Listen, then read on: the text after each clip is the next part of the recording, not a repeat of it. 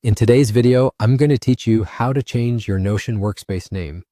By the end, you'll know exactly where to go in Notion to update your workspace name, why it matters, and a few quick tips to make the change smooth for everyone on your team. First, open Notion in your browser or the desktop app and sign in to your account. Make sure you're in the correct workspace before you start.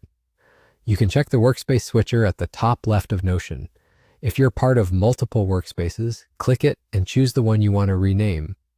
A quick heads up, you'll need the right permissions to edit workspace settings. If you don't see the settings option later, you may need an admin to make the change for you. Next, open your settings. In Notion, look for Settings and Members, typically found in the sidebar or under the Workspace menu in the top left. Once you're in, go to the General tab. This is where you'll see the current workspace name. Click into the workspace name field and type the new name you want. Aim for something clear, short, and recognizable to your team. For example, many teams include their company or department name to make it easy to identify. Avoid sensitive information and keep it professional, since this name appears in invites and team emails and in the Notion sidebar for all members.